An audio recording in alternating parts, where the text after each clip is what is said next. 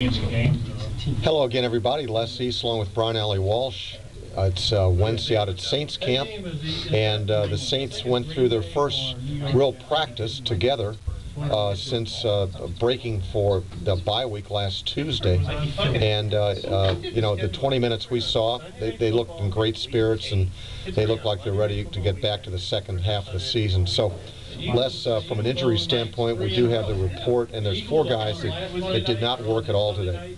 Yeah, these are the guys you have to wonder about whether or not they'll be available for Sunday's game against Seattle in the Superdome. Darren Sharper suffered a hamstring injury in the last game against Carolina. He did not practice. Pierre Thomas was out there on the field during individual work while we were out there. Didn't do a whole lot. Did not participate in team drill, so he officially did not practice.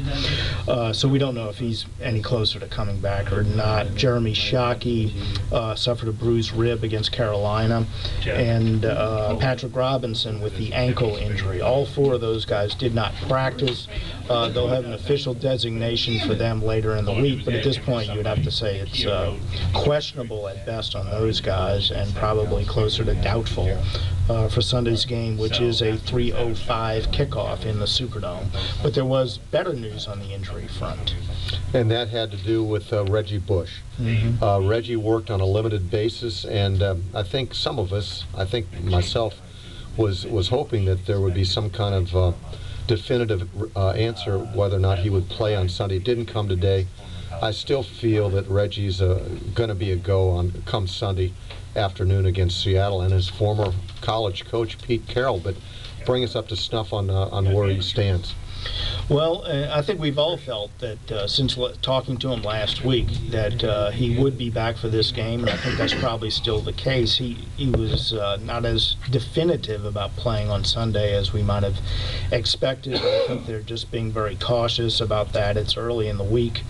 They don't have to make that determination really till Sunday. I think we'll have a better idea probably by Friday when they post the game status at that point. But he's, you know, at this point, I don't think there's a whole lot more healing that needs to get done. There's some discomfort there, and there's going to be discomfort when he plays on it. He says he doesn't feel limited. He said conditioning-wise that when he practiced, he did not get winded as easily as he thought he would, so he thinks when he does get back in there, he'll be able to play a full game, as he put it. So at this point, I think it's likely that he'll play on Sunday, and likely that he will be a very big part of the game plan, but we haven't gotten anything definitive from that, and I think by Friday we'll have a better idea.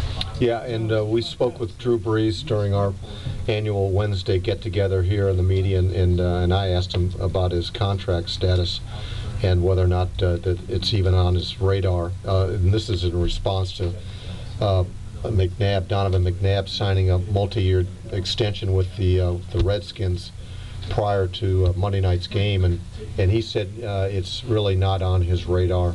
It is something that when the proper time comes, they'll address it.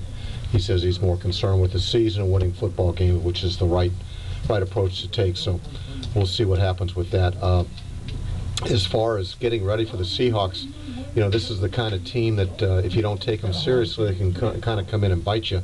They were coming off a big win at Arizona, and Matt Hasselbeck is going to play. He's probably going to have some protective covering on his left wrist, which is he fractured it against the Cardinals. And but they have some great players that on offense, particularly Mike Williams, Marshawn Lynch. I mean, they've got some people that can move the football. Yeah, we talked to Pete Carroll on a teleconference today, and I asked him about, you know, his team has pretty much been up and down this year, played very well at home, for the most part not played well on the road. They had a win in Chicago earlier, and then this past week they went out to Arizona and went decisively on the road for the first time. I asked him if that might have been a breakthrough game for his team, and of course he's not ready to say that until they're able to put together multiple good games in a row, but certainly that was an impressive performance coming off that humiliating humiliating defeat they had at home against the Giants a week earlier, and he seemed to feel like things were coming together for the team. That's their most impressive game on the road thus far last week, and they're eager to see if they can do that 2 games in a row. He spoke very highly of the Saints, obviously, and thinks this will be quite a gauge for his team, because this is a team that I don't think many people thought would be 5-4 and contending for a division title, even in a weak division going into the season.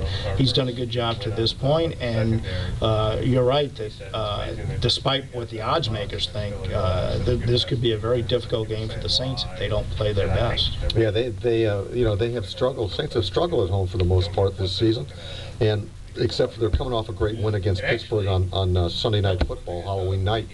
But other than that, they've really struggled with their opponents at home. So I think it'll be a good gauge to see what kind of frame of mind they are coming off the bye week, and as they continue in a chase mode for the Falcons in the NFC South. So for Les East, I'm Brian Allee-Walsh. Please stay tuned on our website for updates throughout the evening, and we'll see you again tomorrow. Aloha, everyone. Alex Smith.